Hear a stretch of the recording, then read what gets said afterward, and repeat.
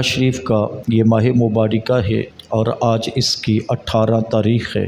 آج کے دن حضرت سیدنا عثمان غنی رضی اللہ تعالی عنہ کو مدینہ المنورہ کے اندر شہید کیا گیا۔ حضرت سیدنا عثمان غنی رضی اللہ تعالی عنہ کی حیات مبارکہ سے کچھ باتیں قرآن و سنت کی روشنی میں آپ لوگوں کے سامنے بیان کرنی ہے۔ اللہ تعالی ہمیں نبی اکرم صلی اللہ علیہ وسلم کے اصحاب اور آپ کی اہل بیت اطہار کا ادب حیا نصیب فرمائے۔ حضرت سیدنا عثمان غنی رضی اللہ تعالی عنہ حضرت سیدنا ابو بکر صدیق رضی اللہ تعالی عنہ کی دعوت پر اسلام میں داخل ہوتے ہیں۔ حضرت عثمان غنی رضی اللہ تعالی عنہ ایمان لانے کے بعد نبی اکرم نور مجسم صلی اللہ علیہ وآلہ وسلم کی اتباع و غلامی کو اختیار فرماتے ہیں۔ حضرت عثمان غنی رضی اللہ تعالی عنہ اس قدر نبی پاک صلی اللہ علیہ وسلم سے محبت فرماتے اور آپ صلی اللہ علیہ وسلم کے قریب ہوئے کہ نبی اکرم صلی اللہ علیہ وسلم نے حضرت عثمان غنی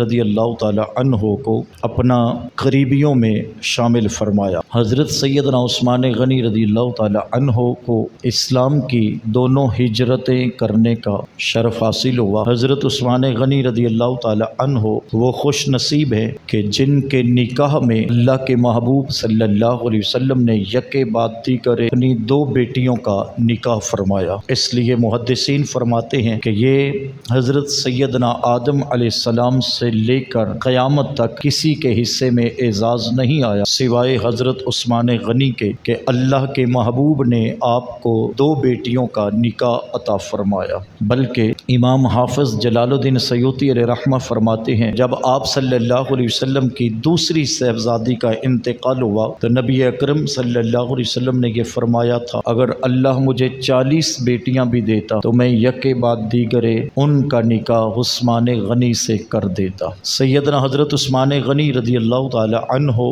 صورت کے اعتبار سے بھی خوبصورت تھے اور سیرت کے اعتبار سے بھی خوبصورت تھے۔ نبی اکرم صلی اللہ علیہ وآلہ وسلم نے خود حضرت عثمان غنی کی عظمت و شان کو بیان فرمایا ہے۔ قرآن مجید برہان رشید کی کچھ آیات بینات حضرت سیدنا عثمان غنی کے حق میں نازل ہوئی اور اللہ کے محبوب صلی اللہ علیہ وسلم نے حضرت عثمان غنی کو ایک بار نہیں بلکہ کئی بار ان کی زندگی میں ہی انہیں جنت کی بشارت عطا فرمائی۔ آئیے کچھ احادیث حضرت عثمان غنی رضی اللہ تعالی عنہ کی عظمت و شان کے عنوان سے آپ کے سامنے رکھنا چاہوں گا۔ صحیح مسلم میں یہ حدیث ہے، ام المومنین حضرت سیدہ عائشہ صدیقہ رضی اللہ تعالی عنہا بیان کرتی ہیں نبی اکرم نور مجسم صلی اللہ علیہ وسلم اپنے کاشانہ نبوت میں یعنی اپنے گھر میں تشریف فرما تھے اور اس حال میں حضور جلوہ فرما تھے کہ آپ کی پنڈلیوں پر کپڑا اس وقت موجود نہیں تھا۔ دروازے پر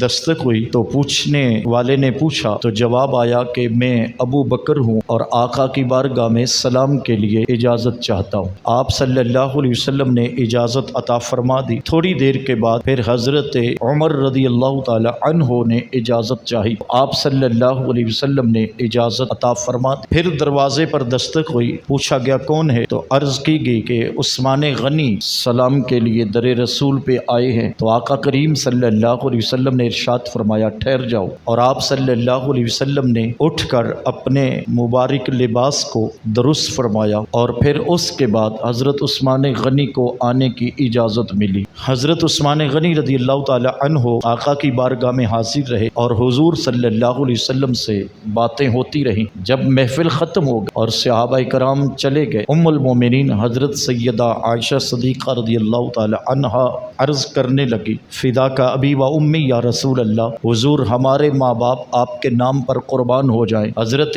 ابو بکر آئے تو آپ اسی طرح تشریف فرما رہے، حضرت عمر آئے تو آپ اسی حالت میں ہی تشریف فرما رہے یا رسول اللہ صلی اللہ علیہ وسلم۔ جب عثمان غنی آئے تو آپ اٹھ کر بیٹھ گئے اور آپ نے اپنے لباس کو درست فرمایا اور پھر عثمان کو آنے کی اجازت دی تو اللہ کے پیارے محبوب صلی اللہ علیہ وسلم فرمانے لگے اے عائشہ، میں اس سے حیا کیوں نہ کروں جس سے میرے رب کے فرشتے بھی حیا کرتے ہیں، اور ارشاد فرمایا اگر کسی نے کامل حیا والا شخص دیکھنا ہو تو وہ میرے عثمان غنی کو دیکھا کرے۔